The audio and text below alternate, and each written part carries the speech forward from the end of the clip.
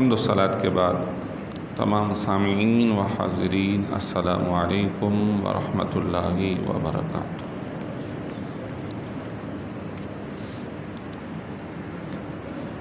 پچھلے جمعۃ المبارک کو سورہ مائدہ چھٹے پارے کی ایک آیت مبارکہ پیش نظر رکھ کر کچھ مسائل قربانی اور دیگر شعائر اسلام کے حوالے سے عرض کیے تھے۔ آج اسی رکوع کو لے کر آگے چلتے ہیں اور کچھ اور باتیں جو انہی آیات کے اندر موجود ہیں وہ انشاءاللہ سماعت کریں گے۔ دعا کرتے ہیں اللہ تعالیٰ سیکھنے، سمجھنے اور عمل کی توفیق عطا فرمائے۔ سورہ مائدہ جہاں سے شروع ہوتی ہے یہ ترتیب کے اعتبار سے چوتھی، اور اگر سورہ بقرہ کے حساب سے دیکھیں اور سورہ فاتحہ کو ملا لیں تو پھر 5ویں سورت بن جاتی ہے۔ سورہ فاتحہ، پھر بقرہ، پھر سورہ آل عمران، پھر سورہ نساء اور اس کے بعد سورہ مائدہ۔ ترتیب جو تلاوت کی ہے اس میں یہ 5ویں نمبر پہ ہے، لیکن یہی وہ 5ویں نمبر کی سورت ہے کہ جس میں قرآن کی اترنے کے اعتبار سے سب سے آخری آیت موجود ہے، اور وہ اس کے پہلے رکوع میں۔ آخری آیت جو ہے وہ الیوم اکملت لکم دینکم، مقام عرفات بروز جمعہ بعد نماز عصر 10 ذی الحج، عید الاضحیٰ کا دن تھا، 9 ذی الحج عرفات کے دن، اور آگے اگلا دن عید کا تھا۔ تو 9 ذی الحج کو، 9 عرفات کو یہ سورت کی آخری آیت اتری جو پورے قرآن کی آخری آیت ہے۔ تو قرآن پاک کی 2 ترتیبیں ہیں، ایک تلاوت کی ہے اور ایک اترنے کی ہے۔ اترا قرآن پاک جو آپ صلی اللہ علیہ وسلم تک وہ مختلف آیتیں مختلف مقام اور مختلف اوقات میں قرآن کی آیات آئیں، لیکن انہیں ترتیب وار اللہ اور اس کے رسول کی طرف سے مقررہ مقامات پر رکھا گیا ہے۔ جب اترتی تھی حضور فرماتے تھے فلاں آیت کے بعد اس کو ملا لو، اور فلاں آیت سے پہلے اسے لگا لو، فلاں صورت کے اندر اس کو شامل کرو۔ تو یہ اللہ اور اس کے رسول کا معاملہ ہے، اس میں ہم کچھ بھی دخل اندازی کے اہل نہیں ہیں۔ پہلی آیت اتری اور ارشاد فرمایا اے ایمان والو، جو بھی تم وعدے کیا کرو اسے پورا کیا کرو، اور تمہارے لیے چوپائے جانور حلال کر دیے گئے ہیں، سوائے ان جانوروں کے کہ جن کی وضاحت آئندہ آیتوں میں آنے والی ہے، اور تم ان حلال جانوروں کو بھی حرم میں جب تم حالت احرام میں ہو شکار کر کے اپنے لیے حلال نہ کرو، اور بے شک اللہ تعالیٰ جو چاہتا ہے حکم دیتا۔ 3-4 باتیں اس آیت کے اندر موجود ہیں۔ نمبر 1، آغاز یوں کیا گیا کہ جو وعدہ کر لو اسے پورا کرو، جو عہد کر لو اس عہد کو پورا کرو۔ آپ صلی اللہ علیہ وسلم کی تعلیمات ہمیں انفرادی اور اجتماعی، معاشرتی اور بین الاقوامی ہر فورم پر ہر اعتبار سے اپنے کیے ہوئے وعدے کو پورا کرنے کا حکم دیتے۔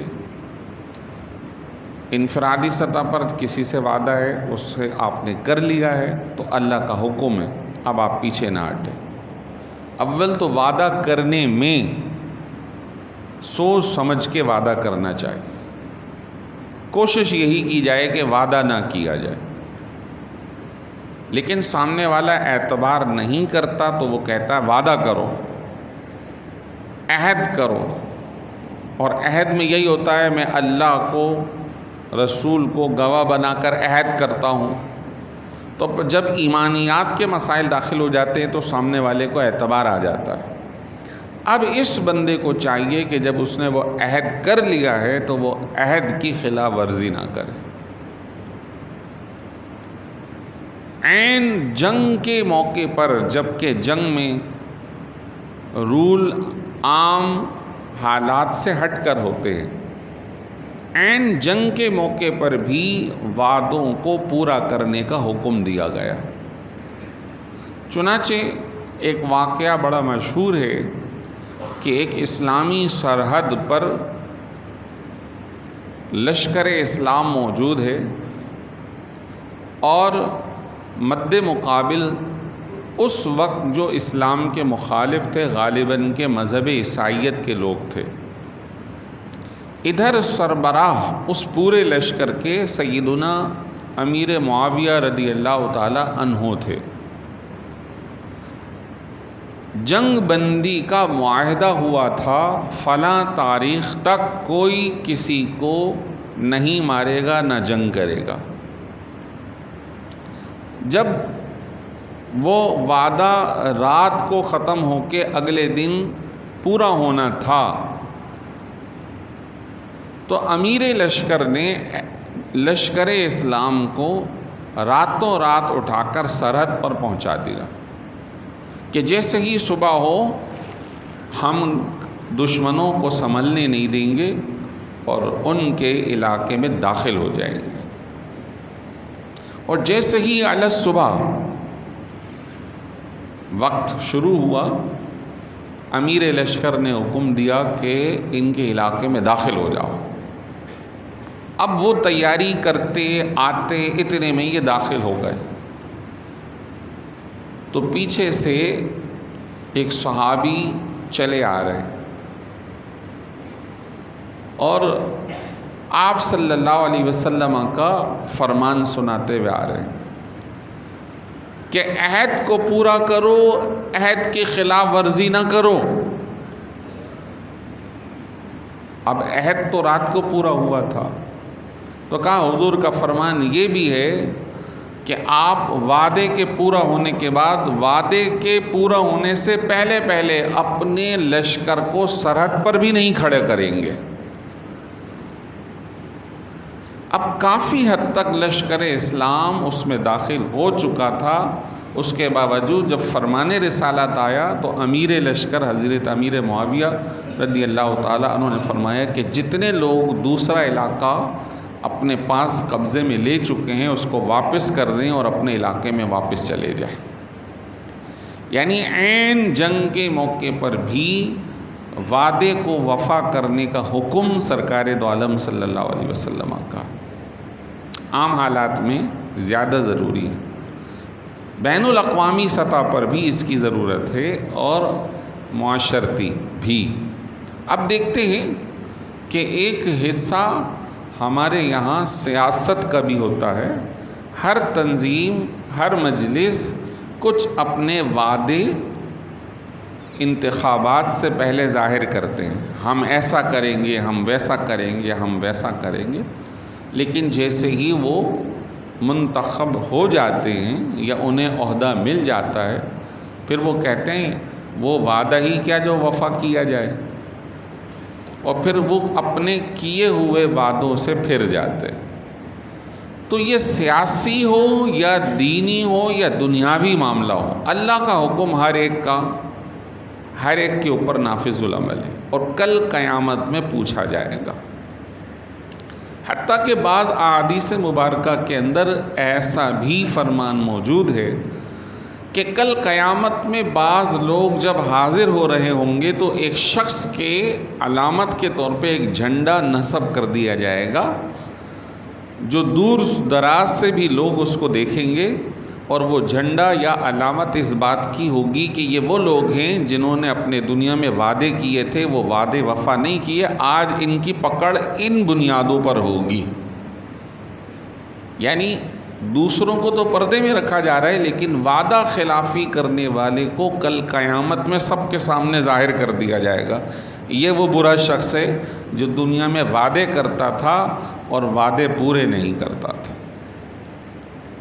الامان والحفیظ، اللہ کی حفاظت میں اللہ تعالی ہم سب کو رکھے، اور ہمیں جو بھی ہم نے کہا یا کہیں اسے پورا کرنے کی ہمیں توفیق دے۔ انسان اپنی زبان پر جب پورا اترتا ہے تو لوگ بھی اس پر اعتماد کرتے ہیں، ٹرسٹ کرتے ہیں، اور جب انسان کی شخصیت بے اعتماد ہو جائے تو پھر وہ اللہ کے یہاں بھی قابل اعتبار نہیں رہتا۔ فرمایا اے ایمان والو، تم اپنے وعدوں کو پورا کرو، عہد کر لیا تو پورا کرو، چاہے پھر موقع کوئی سا بھی ہو۔ ایک حدیث میں آتا آپ صلی اللہ علیہ وسلم ایک صاحب ان سے ملے اور کوئی معاملہ تھا لین دین کا، تو حضور سے مل کر کہتے ہیں کہ میں ابھی وہ لے کے آتا ہوں، آپ میرا انتظار کیجئے۔ حضور نے کہا ٹھیک ہے، میں یہیں آپ مجھے یہیں پائیں گے۔ وہ تو چلا گیا اور جا کر بھول گیا۔ ایک دن گزر گیا، 2 دن گزر گئے، تیسرے دن اسے یاد آیا کہ میں تو حضور سے کہہ کے آیا تھا میں ابھی آ رہا ہوں۔ جب وہ وہاں پہنچا تو دیکھا سرکار دو عالم صلی اللہ علیہ وسلم ابھی بھی اس کا انتظار فرما رہے ہیں۔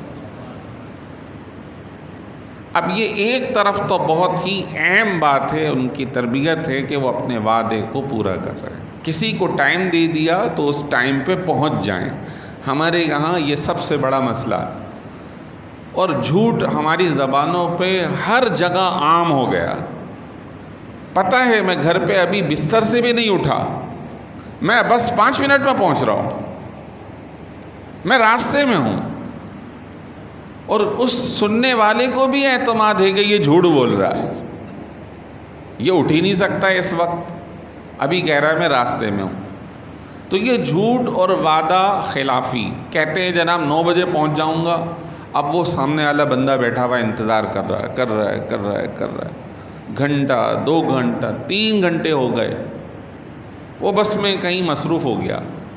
جھوٹ بھی بولتے ہیں اور وعدے کی خلاف ورزی بھی کرتے ہیں، وہ چاہے کسی بھی سطح کے کام ہوں، پرائیویٹ ہوں، کچھ بھی ہوں، ہر جگہ یہ ہو رہا ہے۔ کسی کو ٹائم دے دیا تو وہ وقت پر نہیں پہنچے گا، جبکہ سرکار دو عالم صلی اللہ علیہ وسلم کی تعلیمات، قرآن کی تعلیمات یہ کہتی ہے جو وعدہ کر لیا اس وعدے کو پورا کرو۔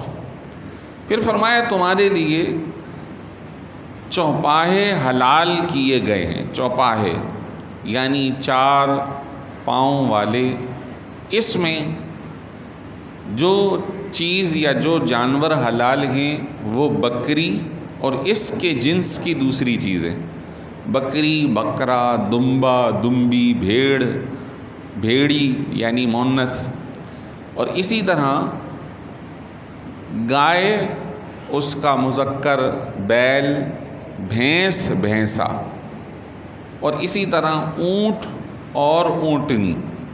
یہ وہ جانور ہیں جو قربانی کے لیے خصوصی طور پہ ان کی اجازت دی گئی۔ باقی پھر مرغیاں حلال ہیں، ہرن حلال ہے۔ جو جانور شریعت کے مطابق حلال ہیں ان کو کھانے کی اجازت ہے۔ خصوصاً ان کے اندر اس جنس کی کیفیت کو بیان کیا گیا ہے چوپاہے کی جنس کے اندر۔ جنگل کے جو جانور ہیں، نیل گائے یا اس طرح کی، وہ شرعاً درست نہیں ہے۔ جو جنگلی جانور ہیں جو چیر پھاڑ کر کے کھاتے ہیں ان کی اجازت نہیں ہے۔ کتے کے بھی 4 پاؤں ہیں لیکن اس کی بھی اجازت نہیں ہے۔ اس کے لیے اصول بیان کیا گیا، وہ جانور جو اپنے کیل والے دانتوں سے چیر کر کھاتے ہیں ان کو کھانے کی اجازت نہیں ہے۔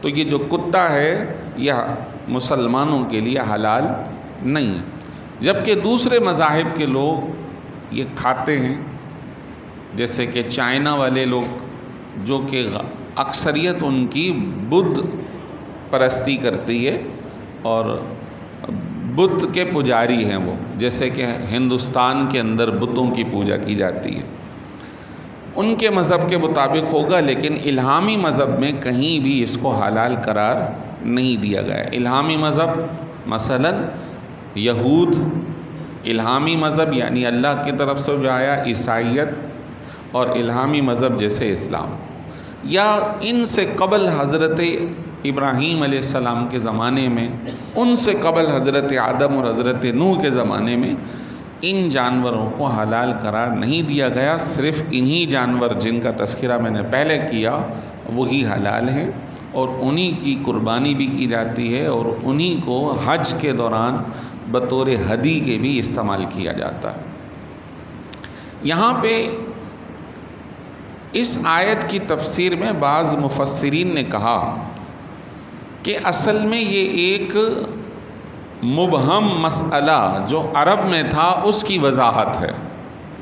وہ کیا مسئلہ ہے؟ وہ مسئلہ یہ ہے کہ جب قرآن اتر رہا تھا اس زمانے میں جو مشرکین تھے، بتوں کی پوجا کرتے تھے، تو وہ کرتے یہ تھے کہ اپنے پتھروں کو خشک کرنے کے لیے کچھ جانور مخصوص ان کے نام پر چھوڑ دیا کرتے تھے۔ مثال کے طور پہ اس کا تذکرہ 7ویں پارے میں آتا ہے، اسی صورت کے اندر بحیرہ، سائبہ، وسیلہ، یہ 3-4 لفظ آئے ہیں۔ کہتے ہیں کہ یہ جب ان کے ریوڑ میں کوئی پہلا اونٹ یعنی بچہ پیدا ہوتا تو اس کو اپنے بت کے نام پہ چھوڑ دیتے کہ اس کو نہ ذبح کریں گے، نہ اس کو کھائیں گے، نہ اس کو بڑے ہونے کے بعد سواری میں استعمال کریں گے، بس یہ ہمارے فلاں بت کے نام پر، تاکہ وہ ہم سے خوش رہے۔ اسی طرح گائیں بھینسوں کو بھی چھوڑا کرتے تھے۔ اونٹنی اگر اس کے یہاں 5 مرتبہ بچے کی پیدائش ہو جاتی تو 6 مرتبہ کہتے کہ بس اب یہ اونٹنی فلاں بت کے نام پر ہم نے چھوڑ دی۔ وہ کسی کے بھی باغ میں، کھلیان میں چلی جاتی، اس کو کوئی ہاتھ نہیں لگاتا تھا کہ اگر اس کو کچھ کہا تو کہیں ایسا نہ ہو ہمارا بت ہم سے ناراض ہو جائے اور ہمارے معاملات پلٹ دیے جائے۔ تو شریعت مطہرہ نے کہا کہ اسلام لانے کے بعد یہ جتنے بھی جانور چھوٹے ہوئے ہیں جس کو یہ حرام خود سمجھ رہے ہیں، اللہ نے، رسول نے ان کو حرام قرار نہیں دیا۔ اگر انہی جانور کو پکڑ کے بسم اللہ اللہ اکبر کہہ کر ذبح کر دیا تو یہ جانور بھی حلال ہوں گے۔ اب اس کو پیش نظر رکھ کے، جیسے کہ بقرہ عید وغیرہ پر ایک مسئلہ آتا ہے ایکسپورٹ امپورٹ کے اندر جانوروں کا، کہ بہت ساری گائیں بھینسیں ایسے لوگوں کی ہوتی ہیں جو مسلمان نہیں ہوتے۔ بہت اندرون سندھ میں بھی غیر مسلموں کے بہت سارے باڑے ہیں، زمینیں ہیں، اور ان کے پاس ریوڑ ہے، اور وہ بقرہ عید کے دوران ایک تجارت کی غرض سے منڈیوں میں لا کے اپنا سامان بیچ دیتے ہیں۔ تو جانوروں کا کوئی مذہب اور دین نہیں ہے، یہ مذہب اور غیر مذہب کا مسئلہ انسانوں سے ہے۔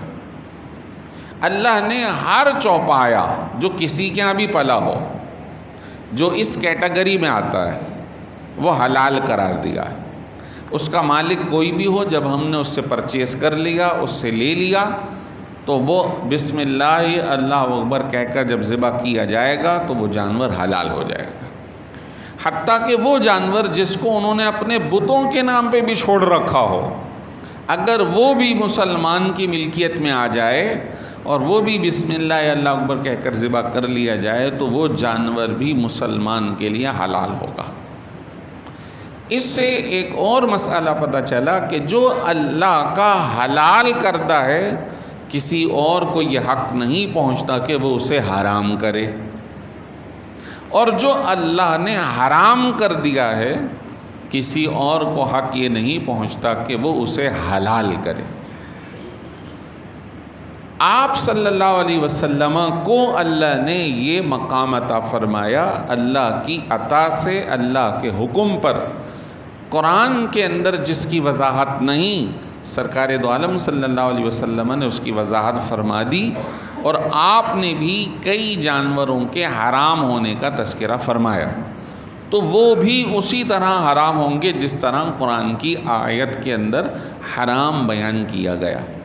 مثال کے طور پہ قرآن میں کہیں بھی گدھے کا تذکرہ کہ وہ حرام ہے نہیں ہے، لیکن سرکار دو عالم صلی اللہ علیہ وسلم نے حدیث مبارک میں ارشاد فرمایا ہے کہ یہ گدھا ہمارے لیے یعنی مسلمانوں کے لیے حلال نہیں ہے، اگرچہ کہ گدھا چیر پھاڑ کرنے والا جانور نہیں، گدھا گھاس کھاتا ہے اور جناب والا جو یا جو بھی اس کو چارہ دیا جائے وہ کھاتا ہے، وہ عام شکاری جانوروں کی طرح نہیں ہے، اور عام طور پہ وہ گھروں میں پالا بھی جاتا ہے، گاؤں دیہاتوں میں پالا جاتا ہے، لیکن اس کے باوجود اللہ کے رسول صلی اللہ علیہ وسلم نے حرام کر دیا، لہٰذا اب امت مسلمہ کو اس کے کھانے کی اجازت نہیں۔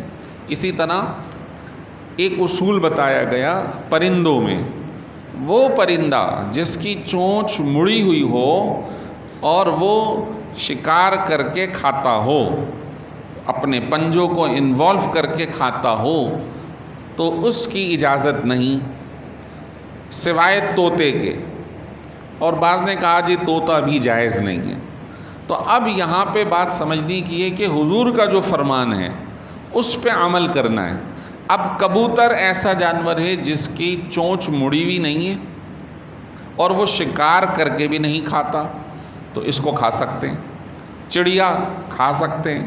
اب اسی طرح کے جو بھی جانوروں کے اصول ہیں وہ احادیث طیبہ سے ماخوذ ہیں۔ کچھ جانوروں کا تذکرہ یہاں پہ کیا گیا، مثال کے طور پہ وہ کہ جو گلا دب جانے کی وجہ سے مر گیا، اگلی آیت کے اندر اس کو یوں ارشاد فرمایا، حرمت علیکم المیتۃ، جو جانور خود مر گیا ہے وہ تم پر حرام کر دیا گیا ہے، والدم، خون تم پر حرام ہے، ولحم الخنزیر، سور کا گوشت تم پر حرام ہے، وما اہل لغیر اللہ بہ، اور وہ جانور جو اللہ کے نام لیے بغیر کسی اور کا نام لے کے ذبح کیا گیا۔ جیسا میں نے کہا کہ عرب میں ایسا ماحول تھا، وہ بتوں کا نام لے کے ذبح کرتے تھے، خصوصاً ان کے دو بڑے بڑے بت لگے ہوئے تھے، اس کو کہتے تھے عزا اور لات، لات بت کے نام سے ذبح، بسم اللاتی یا بسم العزا، اس طرح کرتے تھے، تو فرمایا کہ یہ بالکل حلال نہیں، بسم اللہ اللہ اکبر والا جانور ہی حلال ہوگا، اس کے علاوہ حلال نہیں ہوگا۔ پھر فرمایا کہ مزید آگے چل کے کہ تمہارے لیے منخنقہ اور